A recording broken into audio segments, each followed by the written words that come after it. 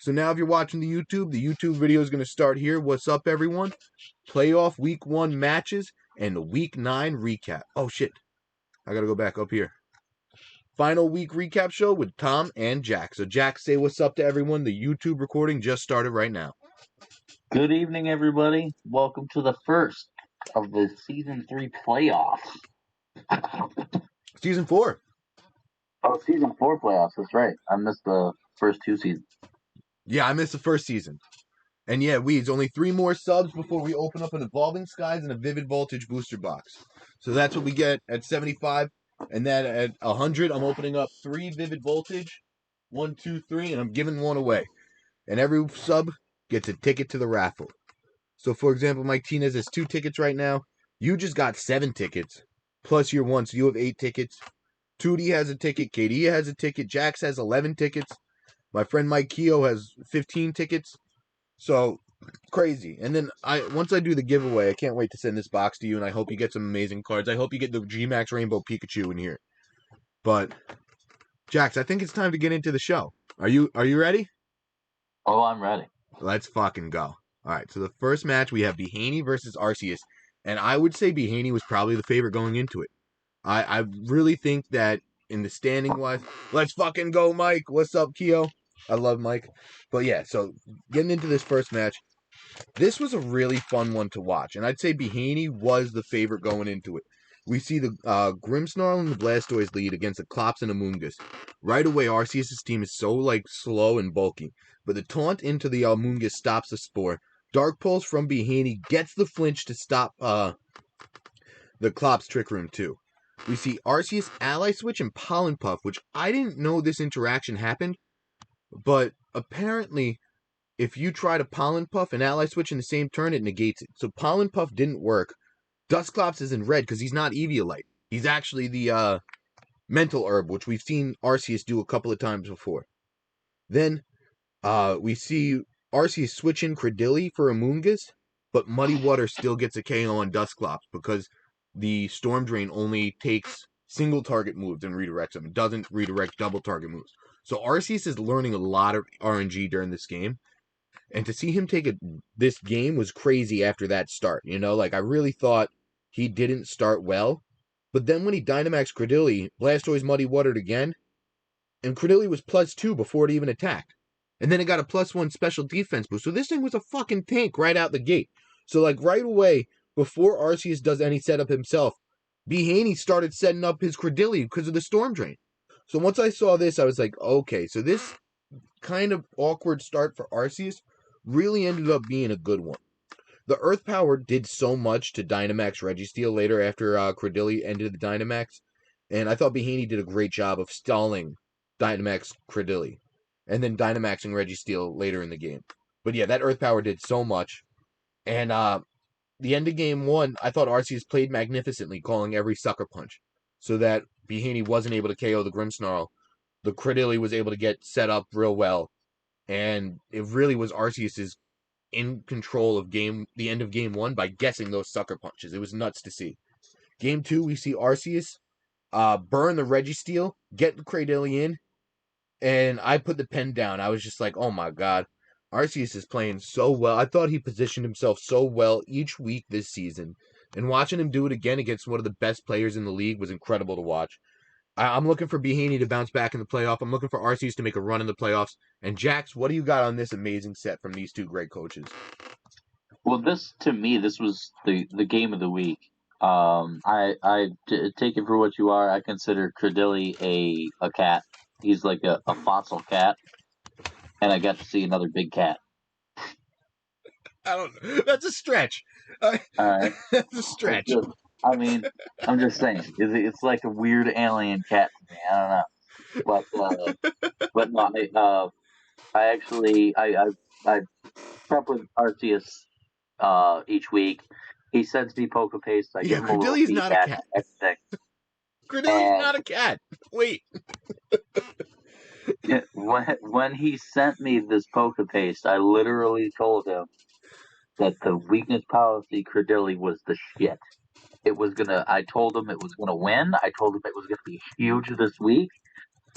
I just had this feeling that bringing that and and the strats that he was going to use with that, and I mean throwing the Regigigas out there with nothing to simple beam it.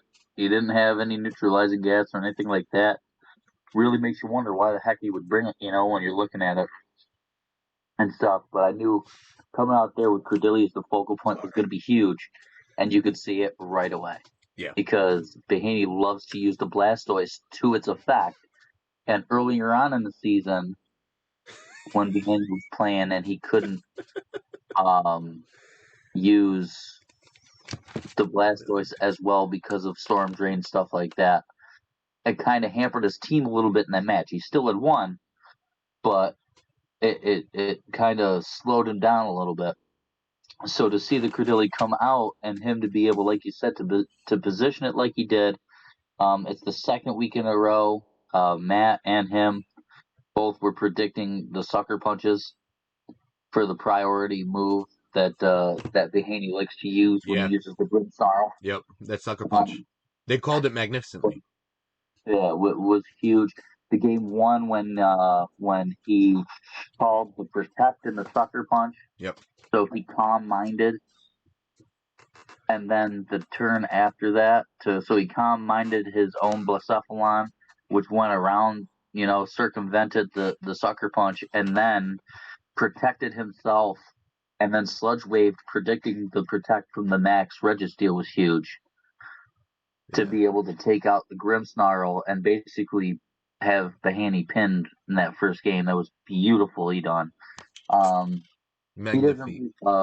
It was kind of rough. The RNG kind of got him, although he must not have practiced on Showdown the Pollen Puff move, because Pollen Puff is actually, it's not for the Pokemon, it's for the position on the board. So That's when he cool. Pollen Puffed his own position on the board, but then Ally switched, unfortunately his Amoonguss was in the position that he was supposed to be Pollen Puffing. Hand up, I didn't know that. It didn't work. I didn't know that. That's so freaking cool. You learn something new every day in this game. I fucking love it. So basically he used that Pollen Puff, and he was supposed to Pollen Puff the spot next to him originally, but then when he switched places, his own Pokemon was in that spot, so the game doesn't allow it. And him running Mental Herb Dusclops was why they got so much damage onto it, too. But you see Dusclops without the Eviolite still tanking some hits, not as many as it would with the Eviolite, of course. But like... Right, still very bulky. Yeah. He knew it was going to be bulky enough to be able to get hit. That's it. And still be able to get Trick Room. And basically that was all he really wanted. After that, once you can get a Will-O-Wisp off, or you can get the Ally switch to play the mind game with your opponent, that's all a bonus. Once you get that key move off for the main reason that Dusclops is there, then everything else becomes an extra, everything else becomes a plus. And especially in this set, it showed. Yep. It showed when he in the second set he was able to put it out there. It wasn't going to do much. It got another Ally switch off because it was low health, but it became a target. It was something that had to be targeted, and something that he even called it when he said that that they weren't going to be worried about a low health Dusclops. They were going to be more worried about the Cordeli that was sitting there whacking for damage, because it's an amazing ancient cat. It's not a cat. What are you talking about, dude? It's got 4 legs. It shakes its head. It looks like a lion. They're not whiskers. I'm just saying. But anyway, he called the fact that Bihini would target into the Cordeli, because obviously that's the poignant Pokemon at that point. That is the Pokemon that you should be targeting. So to be able to get your Dusclops out there, to be able to Ally switch it for that Dusclops to take a hit because it's going to die anyway, is really key, especially late game. So it was awesome, wonderfully played by Arceus, and it was a really fun set to watch. You got anybody who sees a Cordeli, who most people go out there and think is not a top Pokemon, don't consider it as flashy as as a Cinderace, as a horse, or as a Lapras, because all those are very common, stuff like that. To be able to go out there and see this Cordeli do work the way that it did, and realize that you can do work with these Pokemon, you just need to be able to position them well, is really awesome. Dude, I couldn't agree more, and so enamored by this is Credillia a cat argument, and I like Mike Tinez's what is it if it's not a cat? That's what I'm going to the Pokedex entries for. I think it's a barnacle because it evolves from a barnacle Pokemon, right? Leap. It's a dog. It's not a dog or a cat. It's a fucking sea monster. What are you guys It's an looking at? ancient lion. It's a grass and rock lion. That's the only thing you can say. I don't know. This is bothering me. We got it's got suction cups abilities, and it's got storm drain. It's like a sea monster. All right, wait. It's got storm drain, but it's not even a water It has short legs and can't walk very fast, but its neck and tentacles can extend over 3 times their usual length to nab distant prey. What kind of fucking cat or dog has tentacles? Pokemon. Chimeras. I don't know what that means, so I'm not gonna acknowledge it. Once Credilli catches its prey in its tentacles, it digests it whole and absorbs their nutrients. What kind? It's a plant. It's a fungi. It's a rock grass I told you, sea it's a grass monster. and rock cat. It's a sea anemone.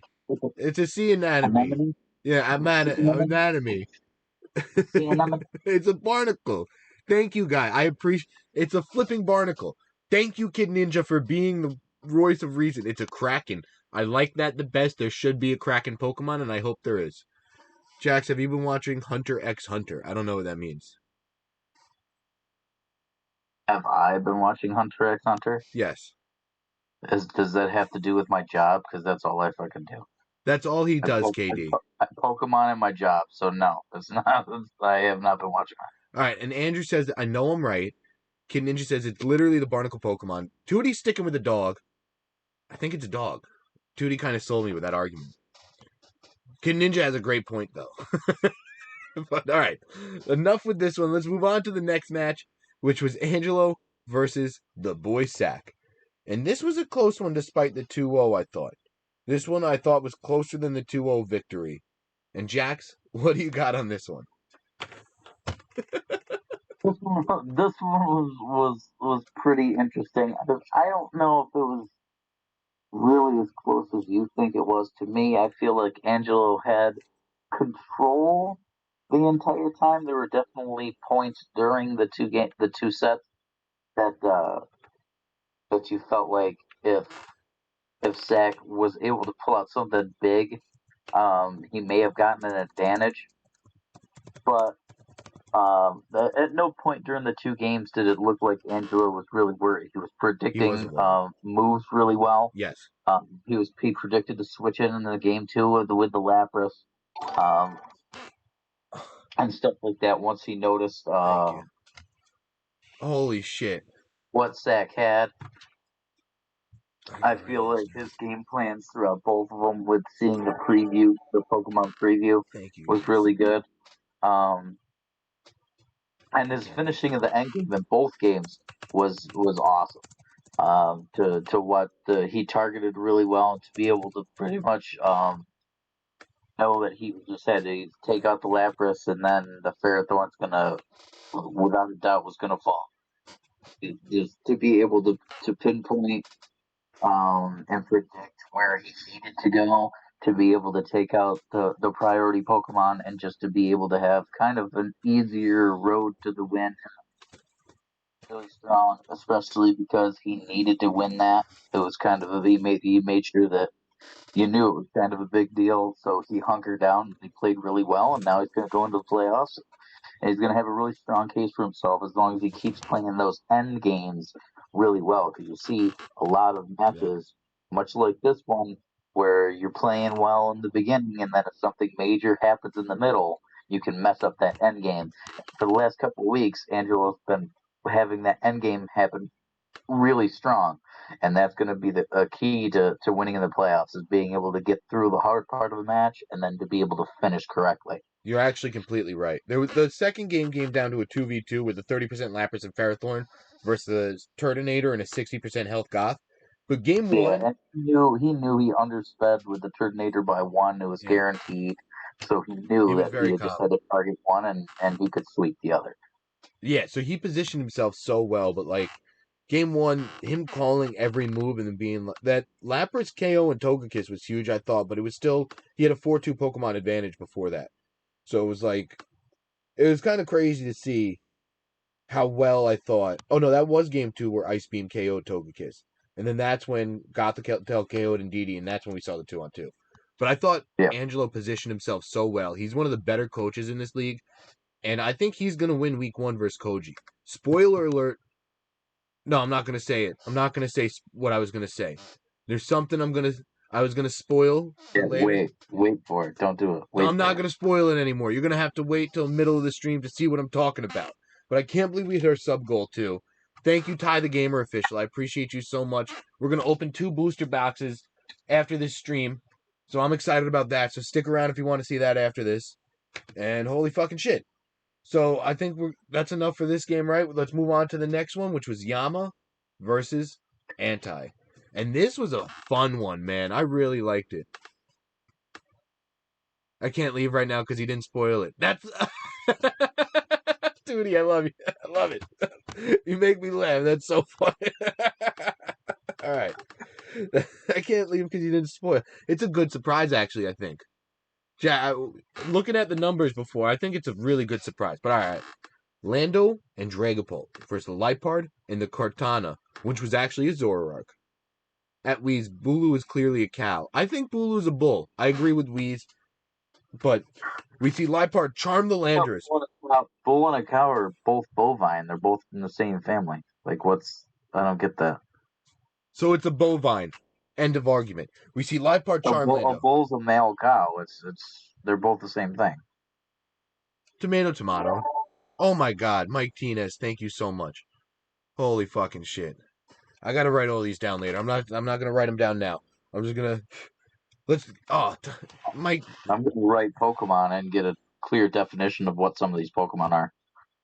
I think they gotta be in the Pokedex entries.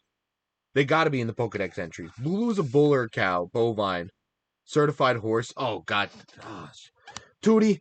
Alright, so Charm into Landorus. We see Snarl from Zoroark, which did over 50% of the Dragapult. The Flamethrower doesn't KO the Kartana because it's actually a Zoroark. It breaks the disguise. And a -2 Lando did so much into Liepard with a U-turn, it was nuts.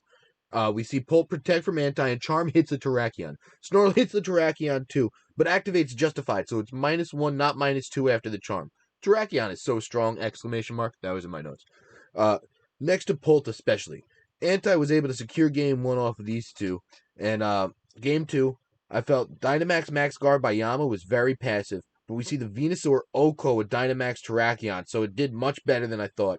Yama was able to secure game 2 on Feeney's back, and Zoroark was freaking huge. Holy fucking shit. Fuck. Mike, I love you. Tinez, Keo, both the mics right now. I love your energy. Ty the Gamer Official, I love you. Like, KD, Tootie, everyone who's ever subbed to my channel, I can't appreciate you guys enough. I really can't. Like, this is so cool. Bulu is so what happened in game 3? So game 3, Lando and Pult versus Feeney and Alecki, which was actually the Zoroark. Protect from Pult and EQ from Lando. KO's a Zoroark after the Snarl. And then, what's it called? Oh, no, after... Yeah, it said after the Snarl. So Feeney KO's Lando. Terrakion switches in for it. Venu switches in for Zoroark. Max Terrakion and beat up from Pult is just a great combo from Anti. Rockfall into Venu KO's it. Feeney resets the Rain. And Geyser does so little into Terrakion. The Rockfall KO's Alecki, and this feels over. Feeney just doesn't do enough damage, and that was the name of the game. Holy shit, I appreciate each and every one of you so much. I really can't say how much I appreciate it. Like, I really... Tapu Bulu is a vaguely bull-like legendary Pokemon, so it is bovine. Jax, you were right. And yeah, Anti was able to secure the 2-1 victory against Yama, who is a great competitor, a great coach, and a great person. And Anti, holy shit, man, this was impressive. I loved the way you battled in this one. And I can't say, oh my god, Kid Ninja. Oh my god. You guys are amazing. If we have to open up 5, we're 13 away from opening up 3 more booster boxes. Thank you guys so much. Yeah, you're making me lose my mind tonight. This is like the most incredible stream ever. Like, I can't believe it. I literally can't believe it. I was thinking before, like, we hit a wall. It's okay. I might not get another sub. And then tonight happened, and like I can't tell you guys how much I really appreciate you. And Jax, like I thought this was such an impressive game from Anti. I really did. Like Anti, he's going to be a force to be reckoned with in the playoffs. I can't wait to see what he does week 1 of the playoffs. I'm so freaking excited for it. And do you got anything on this game before we move on to the next one? I've been rambling a lot because like everyone's amazing. Oh God, you there? So being able to get Oh, the you cut out for a second. good though. Yeah. I don't know. So yeah, I didn't get to watch this game, unfortunately. I'm gonna go back and watch it later. But I know because I played against Anti, he had a lot of aspects on his team that I had on my team. Plus, he has like the Dragapult, which makes it that much more dangerous and stuff. Yeah. So, being able to listen through to how the games went in the match sounds awesome. It was a fun one. You watching Yeah, that and I Yama love goo. the way that you can use and that Anti uses Terrakion is absolutely, I think, perfect for what Terrakion is supposed to be used for. And to be able to have all the different ways that he can pivot on his team is going to be very, very difficult Yeah. to prep Yep. for come these playoffs. So I think you're right. I think Anti's going to have something to say about getting up there big time and having a deep, deep run in the playoffs this season. I'm so excited to see it. He's one of my dark horses to win it all. I'm going to say that right now. And guys, And go figure, he's ass, and he was a fool who traded his entire team 10 seconds after the play or after the draft started. whatever he did, he ended up with a phenomenal team and a really good chance of making it all the way, I think, in the harder And conference. he ended up joining people into trades that they shouldn't have made it, and I'm here for it. Oh, it's too bad Anti plays me. Actually, yeah, I did pick Tootie this week. Spoiler alert. I will spoil that. And let's get into Tootie's match. So, Tootie, you're in the chat, and you said you had a big cat this week. We see Incineroar with 4 KOs in the report, the match stats. That's freaking awesome. So, Jax, this was one of your big cat games. Unfortunately, I don't have a lot of notes for this one. I know Tyro's got 1 KO with Metagross, 1 KO with Torkoal, and Tootie was able to secure 2 KOs with Rillaboom, 4 KOs with Incineroar, a KO with Inteleon, and a KO with Butterfree. So 4 of my favorite Pokemon personally, and all Pokemon I've used last season or this season, or the season before in draft. I had Incineroar season 2, I had Butterfree season 2 in this season, and I had Inteleon this season. I had Rillaboom last season. Like I love all 4 of these Pokemon. I love Tootie's team. The Tapu Koko and Galarian Zapdos next to those 4 is such a strong 6 to bring, and that's not even the best. Like Tootie has such a strong team. Long story short, he couldn't trick room and Incin went in. I love it. He couldn't trick room and Incin went in. But big cat, big game, big win for Tootie. And Jax, what do you got on this one?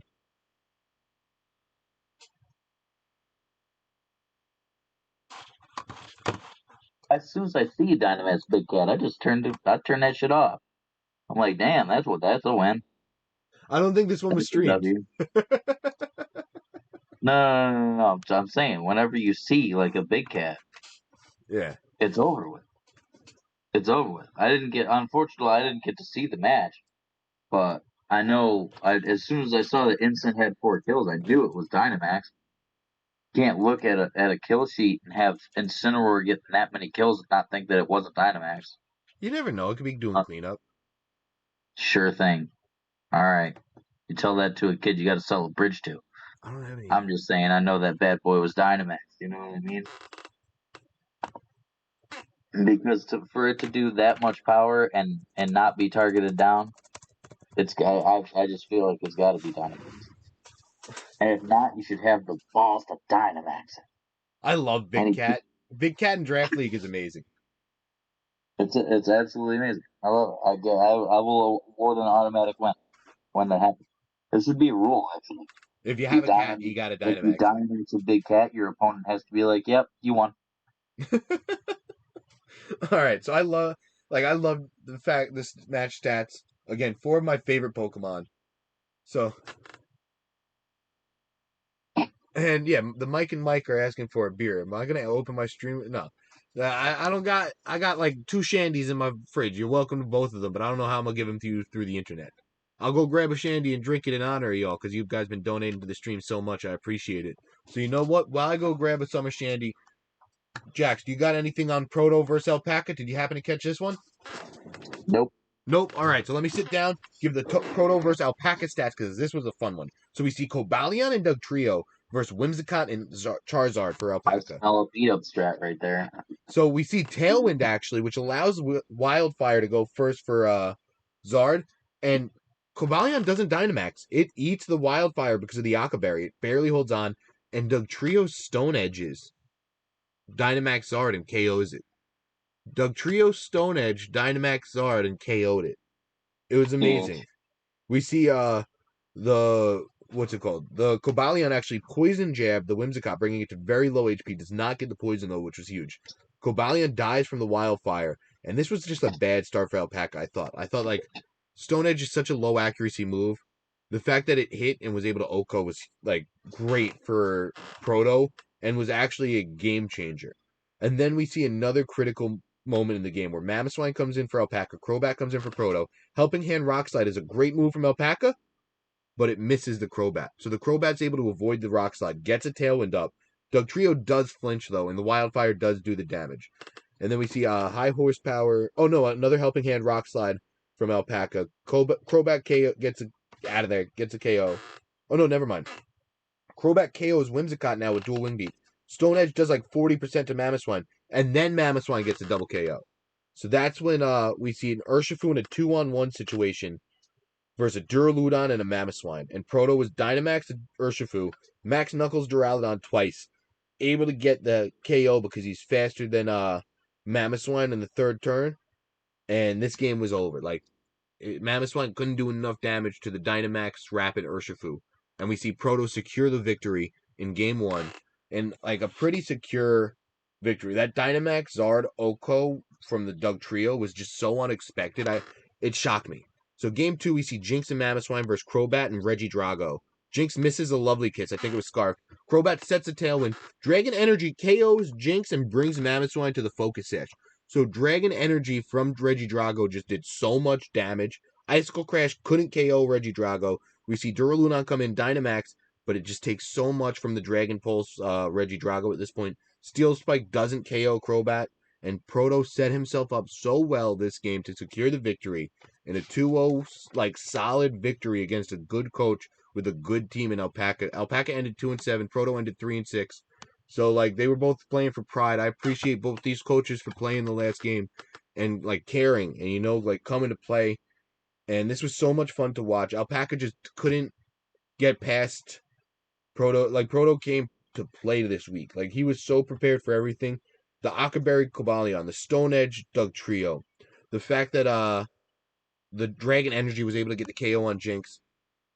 I'm not gonna chug a shandy. I'm not a big beer guy, and it's like half beer, half lemonade, so it's not that good. Like it's not a good chug beer. But this was a fun game to watch, and shout out both these coaches, competitors, and great people. Everyone's a great person in this league. Like everyone I've met so far has been a great person. Thank you all. I appreciate all y'all. And let's get into the next one, which was Fox versus Andrew. And Jax, did you happen to see this one?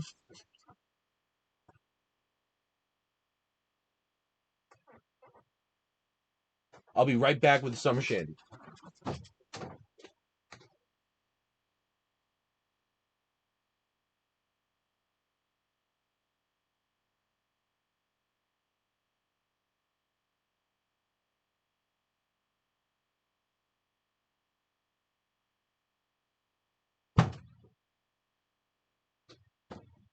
All right. Jax, you there? Buddy, did I lose you? It says we're connected still. Hello, check 1 2. All right, it still says we're connected, so I'm riding solo for now. So we got Fox versus Andrew. Mark? Oh, you there? Yeah.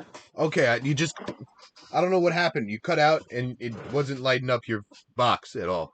Oh. Like your little Yeah, circle. I could hear you. I'm sitting here like, yeah, I'm here. Oh, I couldn't hear you.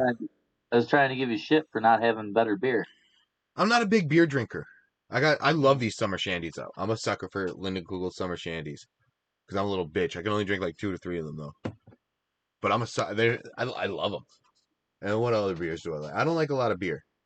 I like those high noons actually, surprisingly. Not all the flavors, but I like some of those flavors. That's not beer though. It's lemonade. My wife loves them. Yeah, no, it's basically lemonade. Yeah. Again, I'm not a big beer guy, but I like these guys.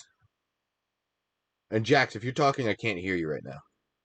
No, I'm not. I'm listening to your beer story. I like it. All right. So, do you have anything on this Fox versus Andrew match, which we're going to see in the playoff? I'm a rum and coke guy personally. Whenever I go to the Knicks games, I got double whiskey ginger ale, double what's it called? Black label yeah, double Johnny Walker Black and ginger ale, and that's my Knicks game drink where I just go crazy. I like alcohol. I love it. Yeah. But all right, we see Center Hard Scorch Clef. liquor guy. I like it. Hey, yeah, but Center Scorch and Clef for Spec and Metagross. And Jax, what do you got on this one? I didn't get to see this one. So then we see Metagross switch into the Zard spot. Oh no, Metagross switches out into Zard. Center Scorch KO's Spectre because the Fire Spin is just so overpowered. And I didn't. No, double Johnny Walker Black. That's what I get at the next game. Johnny Walker Black and Ginger Ale. And then I get 2 of them. And then I can't wait to go to the Knicks game. Oh, Jameson and Ginger Ale goes hard. So I got to try it. I love Ginger Ale. So I'd probably love that too. Ginger Ale makes everything better. But then I didn't realize the Fire Spin from Centiskorch lasts until the Pokemon gets KO'd. You get like 1/5 or 1/4 damage, whatever it is. Not 1/4. Whatever it is. I don't think it's a full 1/6 though. It's not as good as the Cole, Charizard, Blastoise, Venusaur, you know? But we see Ally Switch Clef takes the Air Slash from Zard, and the Scorch tanks the Steel Spike from Metagross now. Rockfall KOs Zard, and it's looking good for Fox. Mimikyu comes in for Andrew. It misses its play rough. Metagross Max Quake, but doesn't do enough to Center Scorch. Fox splits his damage and does big damage onto Metagross, breaks his Mimikyu's disguise with Clef. Play rough goes into the Protect. Quake KOs the Center Scorch the next turn, and the Fire Spin is just so huge.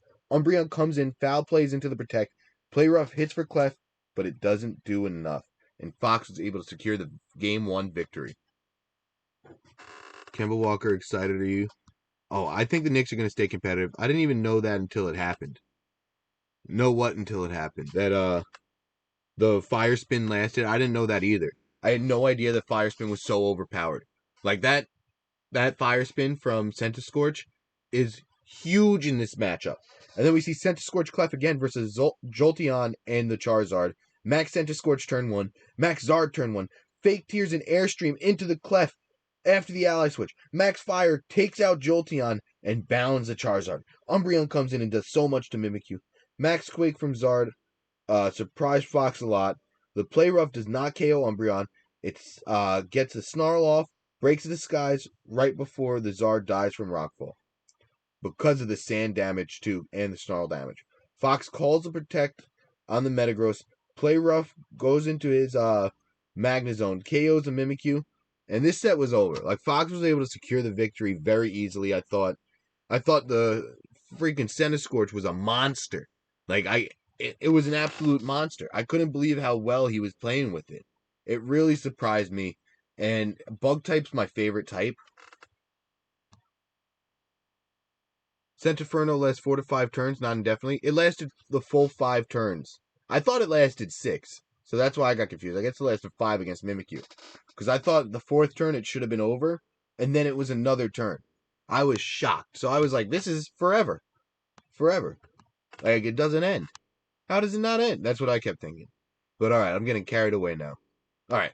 So this was a great match. I highly recommend you watch it on Fox's channel if you haven't, at Fox Gopher. And Jax, you got anything to say on this one? And we see Centiskorch get like 7 KOs before we move on to the next one.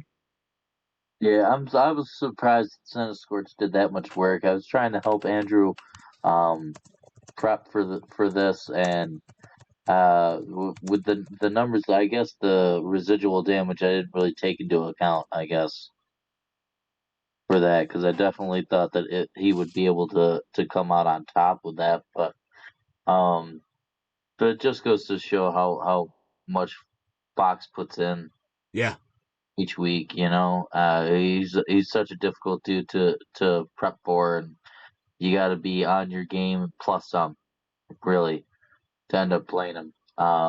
It sounded like a really good game. It was one of the ones that I was about to watch. Then we had to get on this, and you I'm just gonna run go out back of and time. watch it so I can check it out for sure. There's not enough time in the day sometimes. I get it. And I've been there before and you've covered for me. So I got all the games that were streamed this week and I'm covering for any of the games you missed this week, bud, because you're always covering for me. But here's a game actually I couldn't miss. The next one was me versus Pato. Pato was able to secure the 2-0 victory, and this was a play into the playoff game. So I am officially eliminated from the playoffs. Pato officially what word clocks his ticket to the playoffs. I don't know. I was looking for a better word than clocks. But like he punches his ticket to the playoffs. And congratulations to Pato on the great set. We see the Inteleon plus Lipard versus Kartana and Zong. Fake out cart from Lipard, reflect from Inteleon, iron defense from Zong.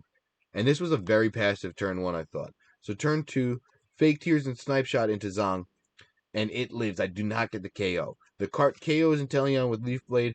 Zong Iron defenses again. And then I brought out a Lecky and I max lightning the Zong to KO it. So all Zong did that game was Iron defense, which I loved. It wasn't able to body press once.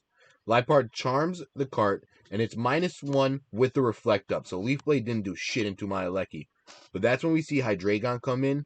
Dynamax and I just had no way to do damage. It walled my entire team. I didn't bring Strange Stream on Wheezing. I did a lot of shit wrong, I'd say, in the team building and prep this week, and I didn't account for Hydreigon enough. And it put in work and walled me game one and two, and Pato was able to secure the victory. But game two, we see the cart and the Zong.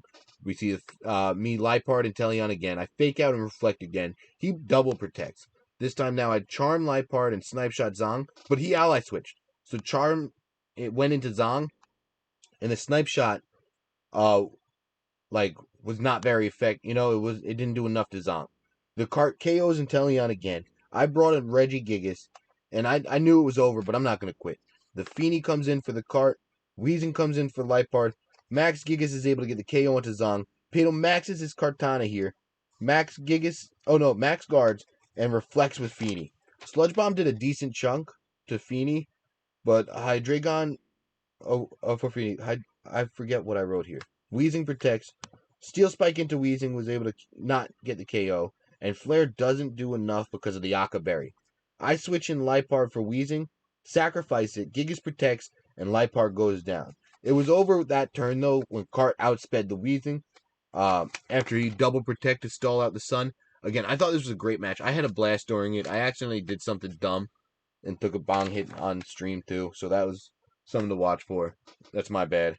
And congrats to Pato for getting the victory in this one because it was a well fought match. I thought. I hope I didn't make it easy for him.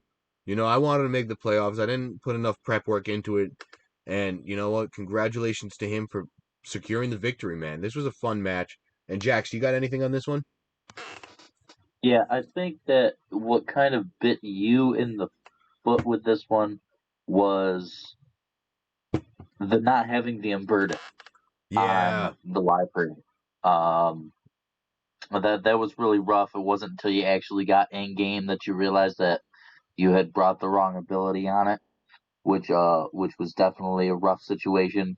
Had Yeah. you had that, I think that it would have made a big difference in the game as far as So my you would have been notes, you I would have had a much better opportunity to come out with a win. You know what I mean? my notes were Unburden and Misty Steed or Prankster and Focus Sash. And I went with a Prankster Focus Sash. I thought I switched it, but I didn't. So it happens, man. And you know what? It's Yeah. just me not I looked at the team once on Tuesday with Carne Asada. Shout out Carne for being such a help for me. And I wanted to tweak some shit Wednesday or Thursday. I made notes and I never made the changes. You know what? So that's on me. I didn't put enough prep in, and that happens, man. And like the Misty Seed Unburden would have been very ballsy. But I also wouldn't have survived a hit at one point when the Focus Sash activated. So there's a give and a take. You never know what could have happened, and Pato played magnificently. I don't want to take anything away from Pato's win by saying I didn't prep enough. You know what I mean? Like, I think he played fucking awesome. So, like, I just think, me personally, I got to start prepping more and get my head out of my ass when it comes to prep. And you guys are all good. Each and every one of you is a good fucking Pokemon battler. So, like, I gotta bring it, man. And I wasn't bringing it enough this season. So, Jax, I'm sorry to interrupt you. I forget when I interrupted you. I just started rambling. I'm so sorry. Fuck. You there? Shit.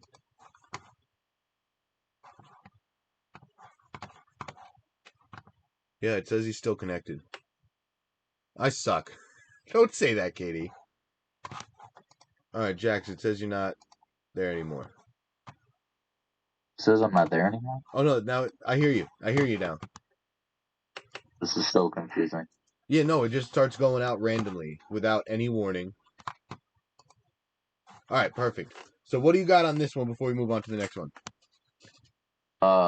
That was pretty much the main thing. Was I felt like it was a pretty cut and dry match, but I feel like if you would have had the other abilities that you were thinking of on your Pokemon instead of these, you might have caught them off guard in game one. You might have taken game one, and Who knows? once you take the first game in a matchup, you never know how the rest of the games are going to go. Because so you get somebody on a back foot, and maybe they play something a little differently, So I Exactly. think that was a big key for you, unfortunately. But very well played by Pato, and I hope So he well played. has good luck and good run in the playoffs. Yeah, he has a tough matchup with Pops. And actually, that's the next game we're getting into, which was Pops versus Wheeze. And this was one of the few 3-game sets. And we see Volcarona versus Slowbro. I mean, Volcarona and Slowbro versus a Torcat and Slowking. So shout out the Slow family. We see Fake Out into the Cat into a Protect. The Protect Volcarona, Belly Drum Slowbro, and then Yama, uh, what's it called? Let Yama got, I mean, I wrote down Yama? What did I write down? I can't read my notes. I'm so sorry. Oh, and there Yawn went into the Protect. So Slowbro got a belly drum up for free, which was huge. Pops was able to get the belly drum up for Slowbro for free. So then Thundy comes in for the Torcat. Slowbro Dynamaxes, Rage Powder Volcarona, and then Max Geyser KOs the Slow King, sets up the rain, and the cat comes back in. The Intimidate doesn't affect the Slowbro because of the Oblivious. The Volcarona protects. The Thunderbolt actually does a lot into Dynamax Slowbro.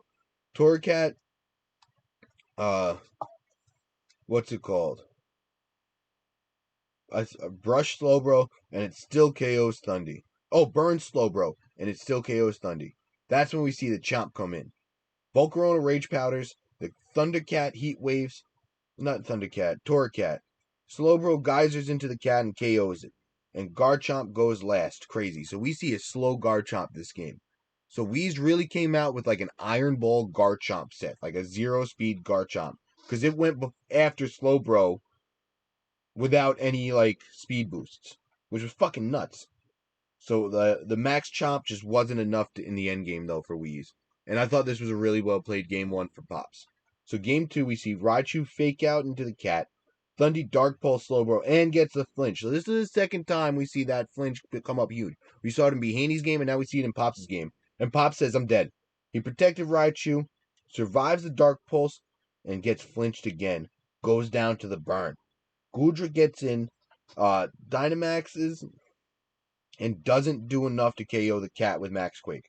Steel Spike then boosts Gudra's defense, but doesn't KO the cat again the next turn. Slowking protects, Thundy switches in, and eats a Steel Spike. So we see Gudra not get any KOs, just boost its own defense with its Dynamax turns. Slowking, with, what's it called? Surviving a double with a crit was super impressive to get the Trick Room up for Wheeze. So Slowking survived, what's it called? A critical hit Pollen Puff, I believe it was, and an attack and a stomping tantrum from Gudra, and was able to get the Trick Room set up, which was fucking nuts. Uh, it KOs Volk with a crit. Oh no, with the Scald, and the cat survives another attack from Gudra. Wheeze was able to take game two. Fucking nuts, man.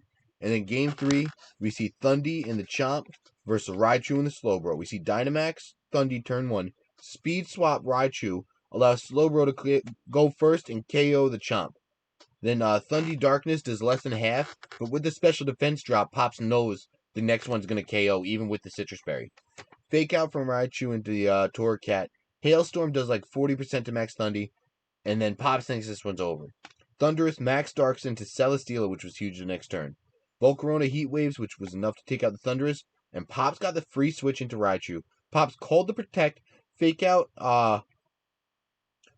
the cat, and then the Bug Buzz, or the Pollen Puff, whatever it was. And then Pops doubles into the Torracat, lets Wheeze set up Trick Room, but it's 3-1 Pokemon advantage for Pops at this point. Slowking gets speed swapped. T-Bolt and Leech Seed is just too much to overcome, and Pops was able to get the 2-1 victory. He was so hyped up at the end of this one. This was an amazing set, and you love to see how hyped up a trainer gets after this one, man.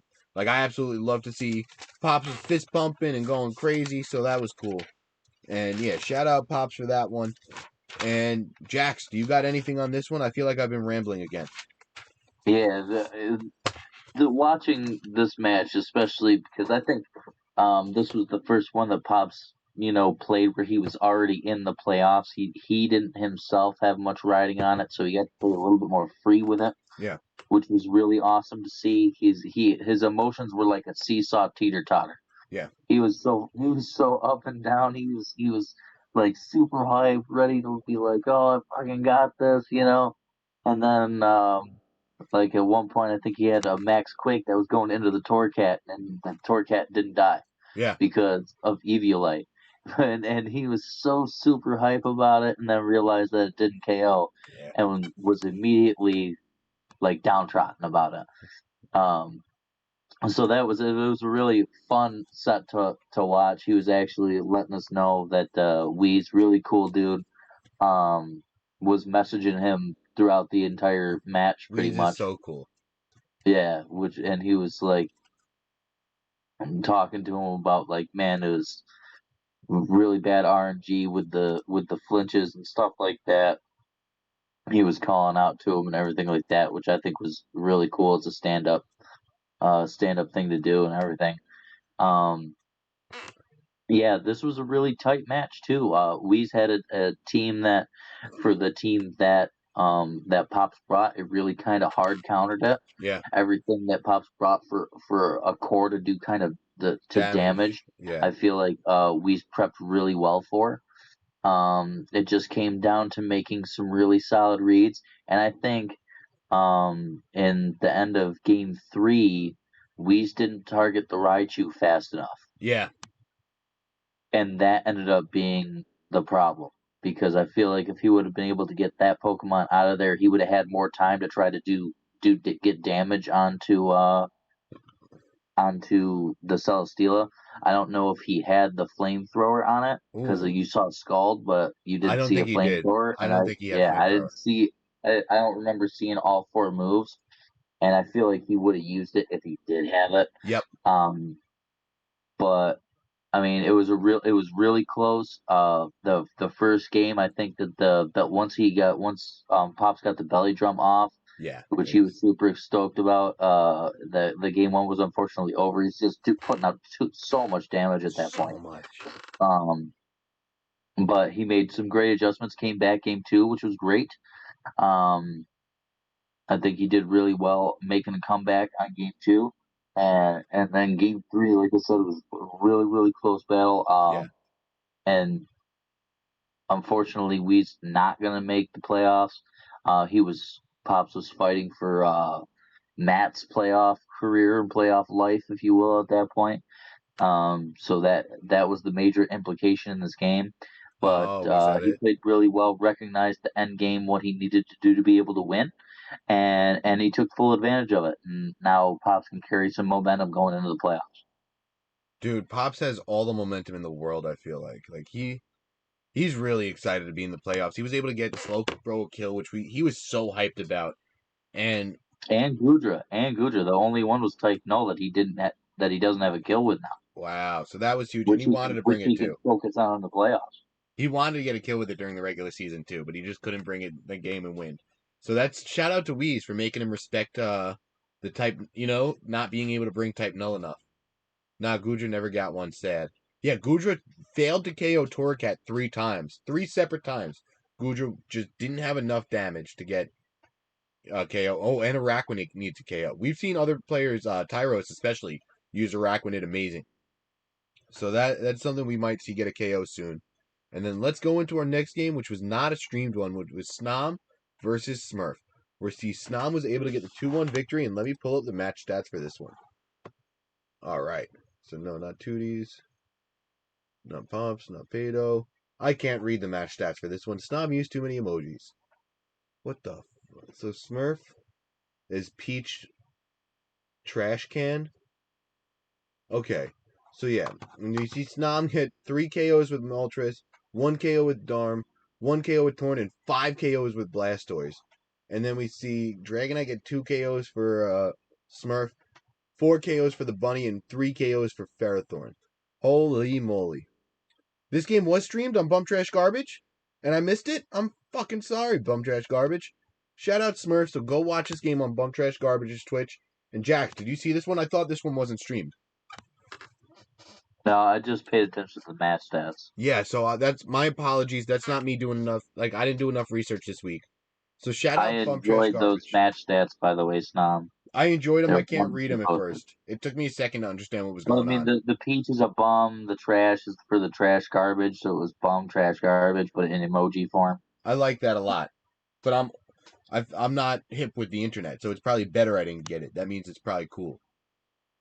So I like the Blastoise emoji too. But all right, so I like the Darmanitan emoji. That's pretty awesome. right. That one does look really cool too. I don't know where Yeah, you when got I that one. saw that, I was like, that's a spot on emoji. It's pretty freaking sick. Shout out the artist whoever did that. And I'm sorry I didn't get to watch this It was game. Snom. I bet it was Snom. Again, I'm so sorry I didn't get to watch this game. And this is another game I found out was streamed and I didn't get to watch. So Jax, can you tell us a little bit about Jade versus Matt? I know I watched this game and it was Streamed I on sort Koji's, of you said, helped right? I helped Matt prep the 2 weeks prior. I didn't really get I sent him a pokey face of what I thought was going on. I'm not the most hip on the internet. And he made a bunch of changes to what I thought he was gonna bring. Some were good, some were bad, obviously, because he didn't end up pulling out the win this week. Jade's good. Jade's a good Jade competitor. is a difficult dude to play for or to prep for. Yeah. Boy, I'll tell you, he brings some crazy stuff. Although he did bring he likes to bring Hatterene but not use it for Trick Room, and then this week he ended up using Trick Room with it. So it's like you go into a battle like, oh, he hasn't really brought it for Trick Room like at all season, and then all of a sudden you're like, bam, this is the first week that he actually goes for it. But I mean, that aside, it was a good match. I feel like Jade played it really well. He played it really tight to what he wanted to do. Led pretty conventional game 2 with the NDD and Hatterene. Like I said, he wanted to get up the Trick Room. And used it to his advantage and ended up pulling out a win. And Jade's got once again one of those competitors where he's been playing really well all season. He's got a team that's very unconventional, I would say. Yep. You really can't call it bad anymore. Nope. And he's one of those guys that once again is on a hot streak and he's carrying it into the playoffs. At the right time. He can make a deep push, especially in our the crown division where everything is so tight. Everybody beats up on each other so much. It's wide open. I think anyone can win. I was convinced if I made the playoffs, I was going to win it all. Just to let you know, FYI. So I think literally anyone can win the crown division, and it's going to be like a crapshoot to see who wins it, man. I'm so excited. And Jade with the Hatterene and DD Rhyperior combo is just such a strong combo to prep for. Yeah, it's almost like a nightmare from season 5 of the ladder, and he's bringing it back. You know what I mean? And he's bringing it back in draft. It's really crazy. Plus, the way that he uses them, like he'll use a super slow set with Rhyperior. He'll use a set that's supposed to just outspeed something that he thinks you're gonna bring to just barely outspeed Rhyperior. Yep. He uses he uses different EVs, IVs. He's so good at that. to make his Pokemon seem faster, seem slower, or whatnot, in and out of Trick Room and everything like that. He's not Trick Room dependent, even though the team looks like it should Thrives. want to go Trick Room dependent and stuff like that. He just can make it bulky and then use it at regular speeds, which does a lot for him. He's found a way to make the team diverse, Yep. which is a difficult thing to do. But things like him and Fox with their teams have been able to do, and it's really kind of impressive. Dude, it's incredible. It's absolutely incredible. I can't wait to see what these teams do in the playoffs. And you know what? We're going to get into all the, strength of schedule and playoff stuff after we get into Pokemon of the Week. So this week's Pokemon of the Week, shout out to Arceus's Credilli and that screenshot he sent me of how much special attack boost it had after max oozing. I think it was a weakness policy in the Muddy Waters from Blastoise. And Fox's Scorch for shocking the world and getting like 7 KOs this week. It was fucking awesome to see. And Jax, what do you got on our Pokemon of the Week?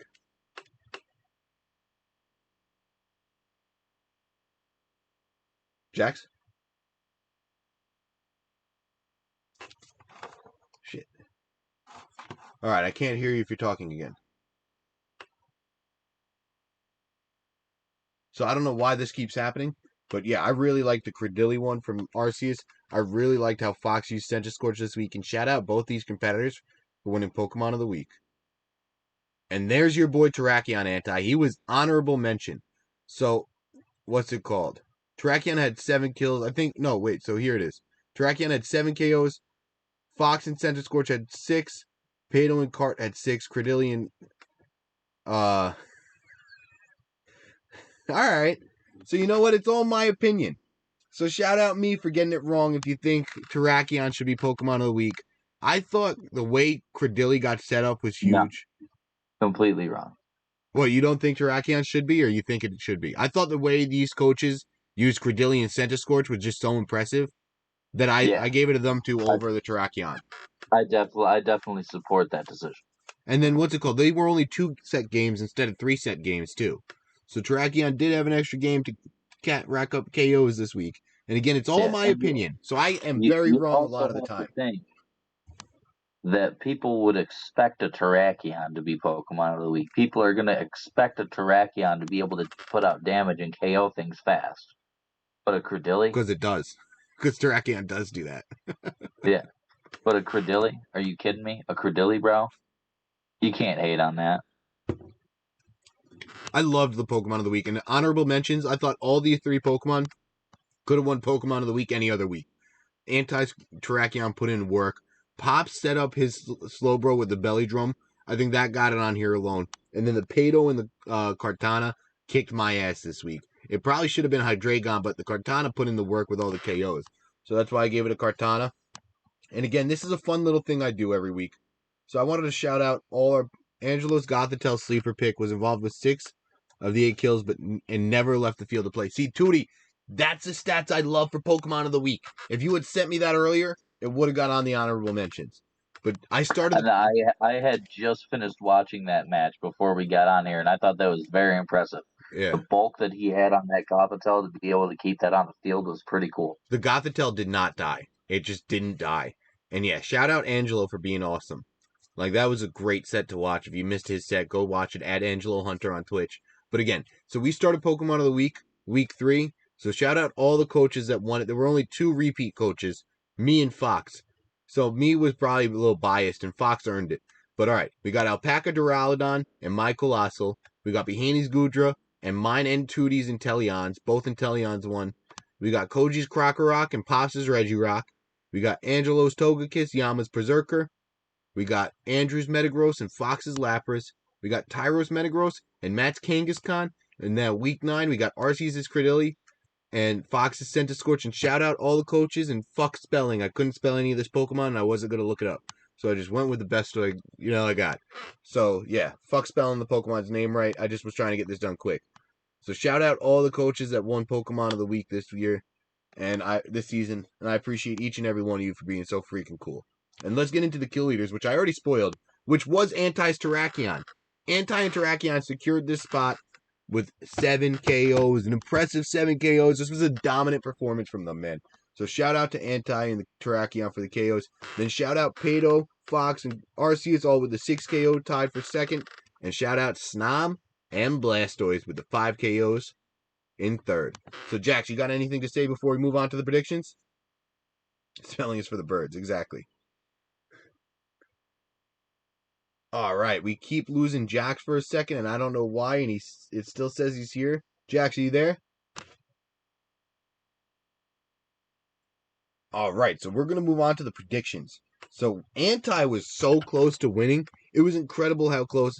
It was Proto versus Alpaca and Bihini versus Arceus were 2 of the last matches played. So Anti was 8 for 8 to start, I believe. Or he was like 7 of 7. And then like 2 of the last 3 matches were the 2 he needed. And Smurf never voted. I don't know if Smurf voted. But yeah, Tootie, you did just as good as Anti, but Andrew lost early. So that's why it didn't seem like it in the moment.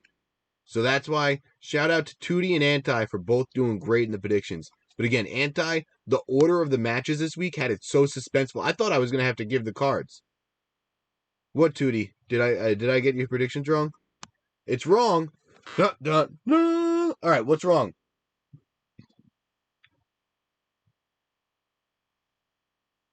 Oh, I'm sorry. So that's a calculation error. So I just forgot to hit red for Yama.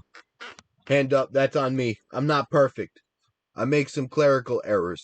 And that's going to happen. And you know what? Yeah, hats off to Anti. Hats off to you too, Tootie. Hats off to Tootie and Yama for being 7 out of 10. That's not easy. 7 out of 10 isn't easy. A 70% win percentage. And Jax was 7 out of 10 too. And Arceus was 6 out of 10. I was the only one below 500 this week with 3 out of 10. So I really sucked it up this week. Everyone else crushed it. So shout out all y'all for participating. Because I feel like this was fun. I hope this was fun for you guys too. And I got these Pokemon cards to give away still.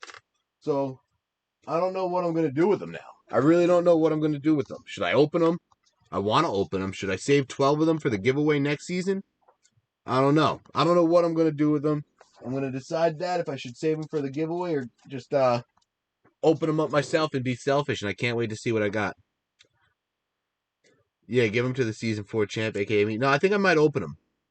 Yeah, I think I might open them because none of y'all won. I didn't win either. I sucked, but I was the one doing the giveaway. So I think we might do a giveaway next season, though.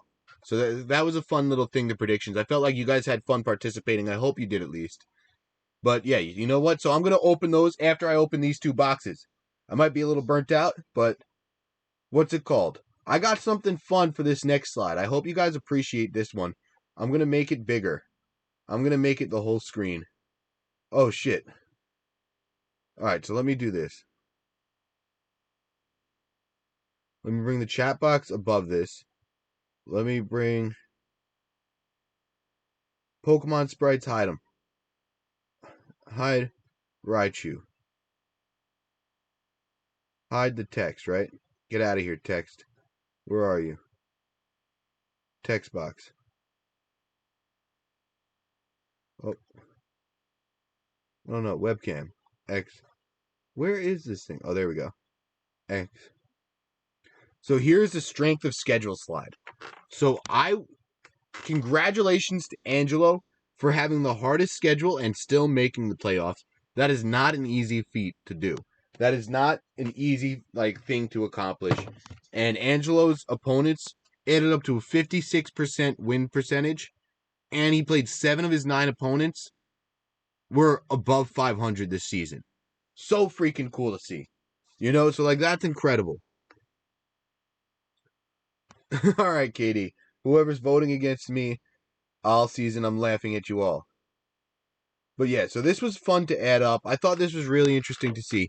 I'd say everyone with above a 40, 243 opponents win total was really crazy for me. You guys had the hardest schedules, in my opinion. In my opinion, you guys had the hardest schedules. Everyone above. So I'm in there too. I think me and Proto had the second hardest schedules behind. Actually, you know what? I can't say that. Arceus Yama,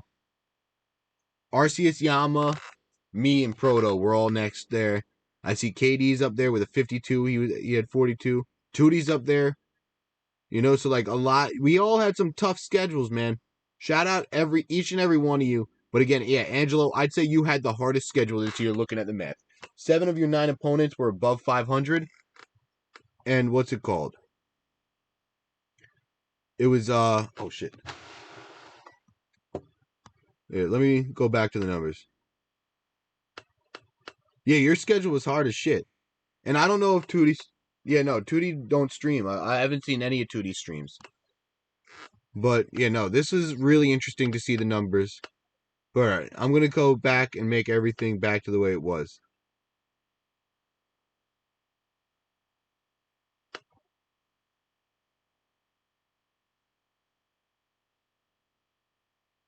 Perfect. Oh, no, not perfect. Undo. Move this over here. All right. No, not everyone could stream. If I didn't have this little Harry Potter closet, I couldn't stream. You know, so I'm real lucky I got this, like, capabilities to stream. And not everyone is privy to that. Not everyone, you know. So if you could stream, awesome. If you can't, awesome. I appreciate you for just participating. You know, just being a part of the league and being, you know, positive energy and positive impact. And Jax, are you back yet? All right, so it looks like we lost Jax, and I don't know why. I really wanted to see Machamp on stream. Same. So that's unfortunate. And let's get into the final standings. So for the final standings in the Armored, congratulations to Bihini, Anti, and Arceus. I think Bihini and Anti tied for first, right? If anything, I think Anti actually should be first place because of the more rounds won. But I could see why Bihini's in first place because of the less rounds lost. So I could see the disparity. And I don't know who. Oh, Bihini won head to head. Thank you for the clarity, Snom. I appreciate that. So yeah. So what's it called? Bihini, Anti, Arceus, Yama, Angelo, and the boy Sack. Shout out all 4 of you or 5 of you in the gold division. Then we see Koji, KD, Tootie, LB, Proto, and Alpaca in the silver division. Shout out all of y'all. And shout out our playoff teams in the Armored Conference. This is the playoff bracket for the 8 of them. So we got Koji and the Carolina Torwalls versus Angelo and the San Diego Palkia. Next we see. Yeah, no, so Jax is out. He doesn't know what the problem is. Jax, I appreciate you so much. I'm going to respond with, like, there's just stuff in my way. I moved some stuff around, so I can't type right now. But then we got Anti versus Tootie. And that might be game of the week. That's not going to be streamed, but that might be my game of the week. I really want to hear from both of these coaches after that game about how that game went. So then next, we got the Gold Coast Go-Goats and Arceus versus Kd and the Milwaukee Xerneas. That's going to be another good game. And then next we got Yama and the ABQ Ice Cube versus Bihini and the New England Pidgeots. And I don't want to spoil my picks, but I'm going to spoil my picks. I picked all underdogs. I think every lower seed is going to advance this week, and I can't wait to fucking see how it plays out. Angelo, Tootie, Arceus, Yama. Those are the underdogs. Those are the 4 that are the underdog. Are you kidding me? Those are 4 great competitors. Like, I can't wait to see what they do. Shout out Koji. Shout out Anti. Shout out KD. And shout out Bihini. You guys all have a tough matchup this week, and I can't wait to see how this plays out. So next, we got the Crown Division. Shout out Fox. Shout out Pops. Shout out Pato. Shout out Andrew. Shout out myself. Shout out Bananas and Wheeze. Shout out Snom and everyone in the Diamond Division. Tom got the jokes. Yeah, I'm pretty funny. I want Koji to win. Playoffs looking heat for real, for real. I'll make sure to disappoint you. I don't feel like playing Angelo again. You shouldn't. I think Angelo's going to win it all. I think Angelo's going to make the finals. And then I think the winner of Jade versus Smurf is going to make the finals. Shout out IKEA. I think this desk was from IKEA. Yeah, this desk I stream on is from IKEA. Shout out IKEA. Fuck yeah. All right. So we got, and then shout out Snom, shout out Jade, shout out Smurf, shout out Matt, shout out Jackson, shout out 17 in the Pearl Division. I appreciate each and every one of you. Every one of these competitors, like, I appreciate all of y'all. I really can't say that enough.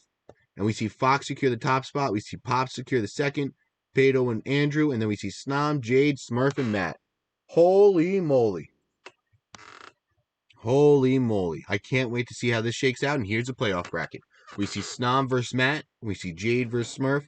We see Pops versus Pato. And we see Fox versus Andrew. And I think all Chalk is going to win this one. I think all the higher seeds are going to win. And I really think the guy that's going to... I think the finals is going to be Angelo versus Jade. But if Jade loses, I think Smurf's going to make it. So I think Angelo versus Jade or Smurf is going to be the finals. That's my prediction. All right? Shit, my mic keeps cutting in and out? Does that happen for everyone? Mike, thank you for telling me that.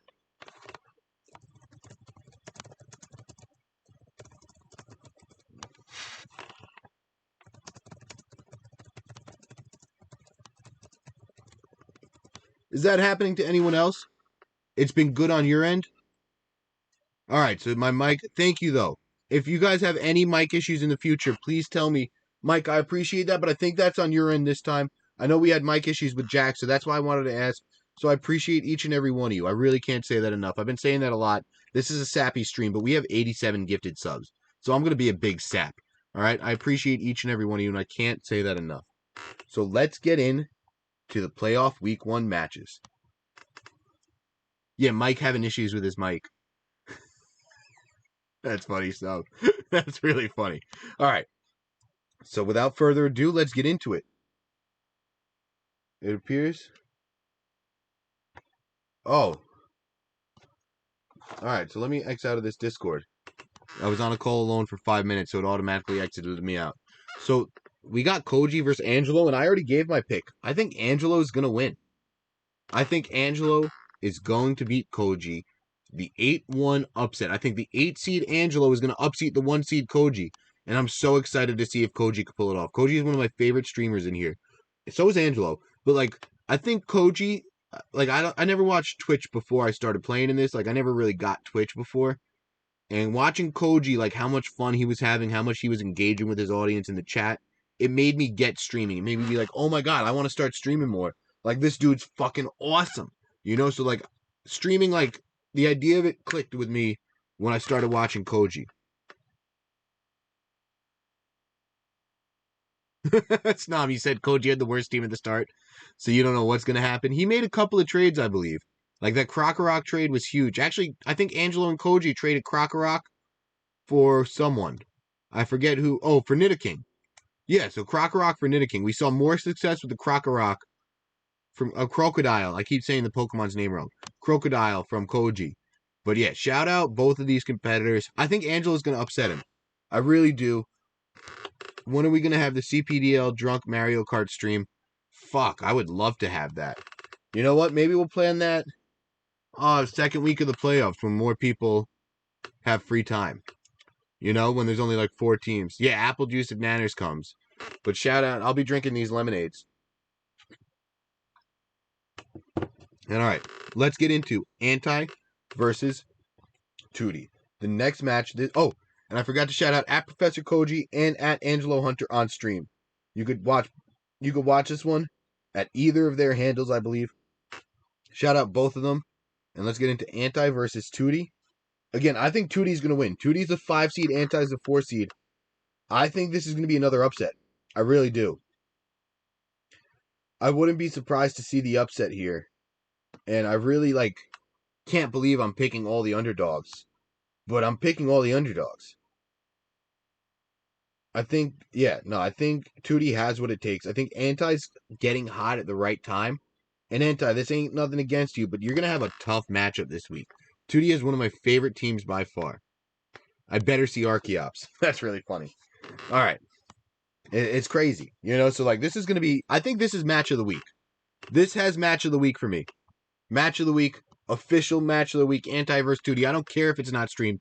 These are 2 coaches that I'm most interested in seeing battle or seeing what happens.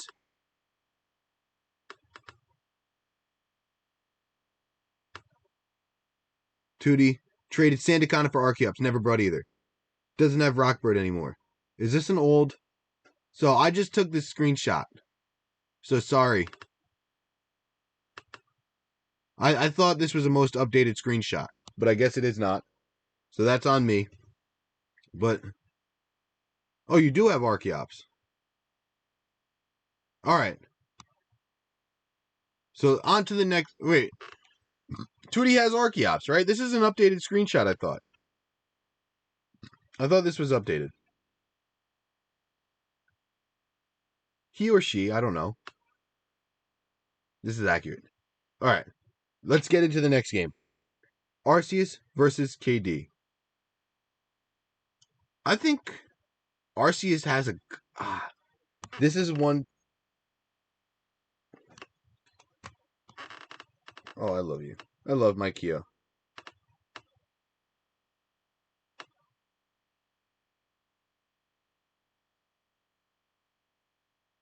All right, so wait, I got super distracted because I just texted Mike I love him.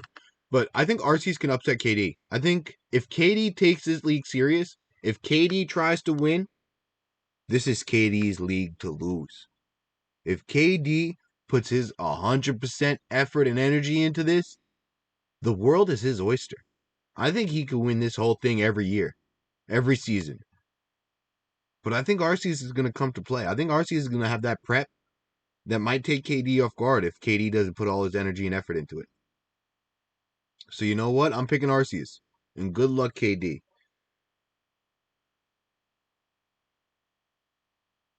Yeah.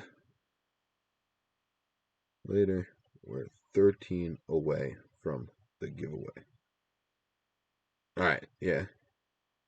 Done and done. So we're 13 subs away. Yeah. Not only both horses, Cinderace and fucking like Lele, Meowstic, like those are good Pokemon. Like really good Pokemon. Like really good Pokemon. So you know what? I think Arceus. But if Kd takes Kd takes this seriously, he's got this. But my pick's Arceus. And on to the next game. We got Yama versus Bihini. You can. Oh wait, I forgot. At Arceus is the one god on Twitch. All right, and next game Yama versus Bihini at Yamagu and at Bihini 27. I think Yama's gonna win. I picked all underdogs in this conference. I really think all the underdogs are gonna pull off the victory this week, and I can't wait to see how they do it. I really can't. I can't wait to see how they do it. And I think Yama. I forget if these two competitors played in the past in this season earlier, but I'm excited for this match. You could see it on both their ends, and I think Bihini's on a little like that. He just lost to Arceus, so you kind of got a blueprint on how to beat Bihini last week. I'm going off. Fuck it. So I might switch my pick to KD then. You know what? I'm switching my pick to KD if KD says that in the chat. All right, I just switched my pick from Arceus to KD. Good luck, KD. So officially switch my pick to KD. KD, good luck. I think you're going to win it all. All right. So now I think it's going to be KD versus the winner of Jade Smurf. And KD Angelo finals in this conference is going to be fucking lit. But all right. Then we got Snom versus Matt. And I think in this conference, I'm going all chalk. I'm going all the higher seeds. I think Snom is going to secure the victory in this one. I really do. I can't wait to see this one. We're not going to see this one, but I can't wait to see the match stats on this one and how it unfolds. And you know what, guys? I'm going to go a little quick with the next few because we got to open up some Pokemon cards, and it's getting late. Nope, keep it. All right, so I'm going back to Arceus then. All right. I'm going Matt here. Snom's going Matt here. That's not good for me. Shit. But all right. So we got Jade versus Smurf in the next game. And again, I think the winner of this game is going to go to the finals. That's my bold prediction. The winner of Jade Smurf is going all the way, and I think it's going to be Jade. I hate trying, but you done it now. You guys done it now. Amazing. I fucking love to hear that. But yeah, I think Jade is going to be able to get the victory here. Smurf is not going to make it easy. I think Smurf can easily win this one, and I can't wait to see how this one goes down. And you could probably watch it at Bum Trash Garbage. Yeah, so Snom, I'm picking you. And then Pops versus Pato. You can watch this at Pops VGC. And I'm going Pops. I feel like that's chalk. But yeah, I'm going Pops. You know what? Oh, guys. Yeah, you know what? We're going to open up these cards. Yeah, we're going to open up these cards after the stream. I might end this stream for a little bit, take a 5-minute break, and then come back, or a 20-minute break and then come back. But we're going to open up these fucking cards. All right, so Pops versus Pato, and I'm going Pops. And then you know what? Yeah, so I'm going to take like a 20 to 30 minute break after this stream and then open up the cards after I get like a little bite to eat. I want to watch the Barstool Rundown. I love watching that every day. I'm a sucker for Barstool shit. So, all right. Then let's go into Fox versus Andrew. You can watch this at Fox Gopher on Twitch. And I think Fox is going to win. I hate to say it, Andrew. I hate to do it to you, Andrew. Fox and that Center Scorch fucking kicked your ass last week. And I don't think he's going to use Center Scorch again. But I don't know what he's going to do. Fox is just such a good competitor. I wouldn't put it past him to use it again, use it well. Andrew, I can't wait to see what you have to stop it, but I got to go Fox in this one. So to recap my picks, I'm going Angelo. I'm going Tootie. I'm going Arceus. I'm going Yama. I'm going Snom, Jade, Pops, and Fox. And thank you guys all for watching. I'm sorry we missed Jade for half of this. I love Jade's opinion. I love Jade's input. I mean, not Jade, Jax. Jax is the best. Jax is really honestly, I was going through some shit when this first start, the season first started. It was right after, my dad passed. So without Jax asking me, hey, are you doing the recap again? I'd love to be a part of it. I probably wouldn't have done it. I probably wouldn't have done the recap in the facility that it's being done right now. So Jax has been instrumental part of me doing this recap show this season. And without him, I wouldn't be doing it every week. So I can't thank him enough. I'm so sorry to be missing him this stream. And yeah, so shout out Jax. Make sure we all go shout out Jax and tell him how much we appreciate him. And then so my stream schedule, it's gonna be a little a little low this week. I'm off on Friday and Sunday. I'm going to the Jets game Sunday. Jets. Jets. Yeah, so I'm going to the Jets game on Sunday. I got nothing planned for Friday. Maybe I'll upload you know what? Pokemon card opening. I'll upload the Pokemon card opening to YouTube. Awesome. All right, so you know what? And now I got to add Tuesday back too. Tuesday dash 20 to 30 minutes from now, we're opening 2 booster packs.